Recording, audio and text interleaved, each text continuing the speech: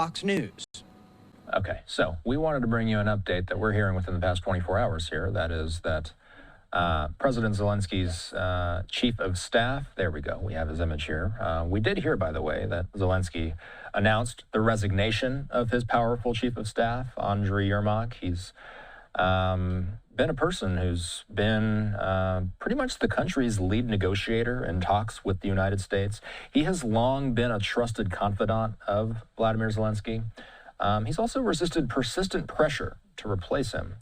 Retired Rear Admiral Mark Montgomery is with the Foundation for the Defense of Democracies. He's standing by with us here. So, Mark, let's just explain a little bit more about this chief of staff situation. Do we know why anti-corruption investigators were eyeballing his home?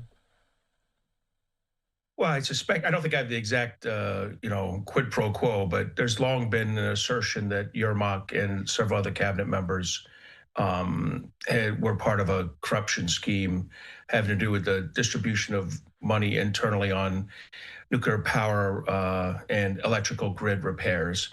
And so I think recently the energy minister had to stand down, as did one other cabinet member. So he's the third big head to roll, but the biggest of all because he really is a close confidant of President Zelenskyy.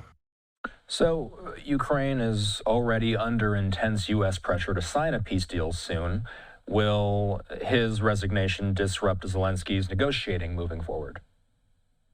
Well, it can't be helpful. He was a very close confidant of Zelensky's, his closest. I will say this. This reminds us, one of these two countries, Ukraine and Russia, is a democracy where when you do corrupt practices, an anti-corruption bureau wiretaps you, ferrets you out, and you get dismissed or you have to resign.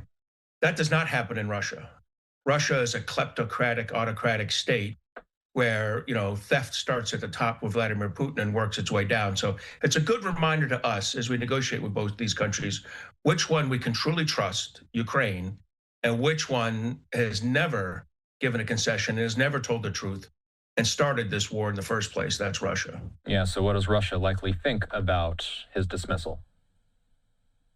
Well, Russia would probably tell Yermak, hey, if you worked with us, you wouldn't have this problem. But probably more accurately, they probably see opportunity. Look, Russia has never conceded anything. That 28-point plan, which was done by the United States and Russia, and I think principally Russia, conceded nothing. President Trump has missed a lot of opportunities to pressure Russia with secondary sanctions on shadow fleet, recipients like India, China, and Turkey. We turned that off 10 days ago because Russia came forward with this plan. And Putin's done that again and again, gotten us to not pressure him. And we have pressured Ukraine heavily. We've pressured Russia not at all. And shockingly, as anyone who read The Art of the Deal would know, you're not going to get a deal when only one side feels pressure. So let's ask about President Trump then. President Trump wanted Ukraine to respond to the U.S.'s peace deal by Thanksgiving. I've been calling this a soft Thanksgiving deadline, basically. Did anything end up coming of that soft deadline, Mark? Yeah, so I think President Trump did read Art of the Deal, and he did get some concessions out of Ukraine. And I think they've generally agreed to a plan with Rubio and other Americans, a 19-point plan, which is significantly different than the 28-point plan.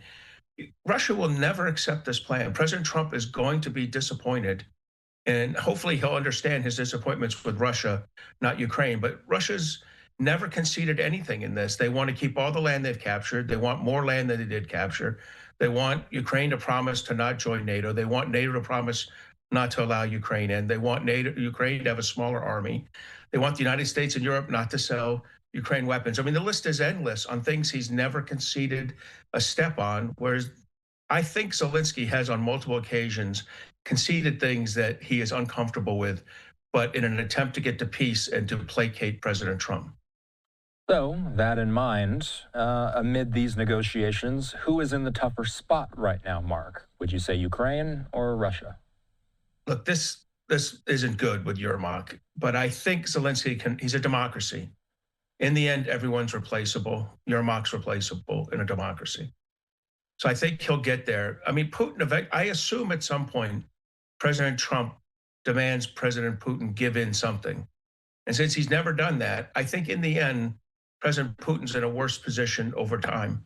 But the final thing I say is he's not going to win on the ground. I mean, it must be clear to him now, after 3 summer offensives that collectively gained him very little, that he is not in a position to win this on the ground, and that eventually concessions will be necessary by Russia. So, I guess one major question then moving forward would be, what does history tell us about what gets Putin to move on these things? Do we have any historical context? Not really. That's a great question. The truth is we've done a lot of sanctions against him and not moved him. But I don't know that we've done the sanctions that really hurt the economy at the exact moment his economy is most vulnerable. His economy is vulnerable now. His GDP is 0 or negative. His growth of his economy is 0 or negative. He's paying 40% of the federal budget to fight for a war machine, and about 60% to buy off his base with payments.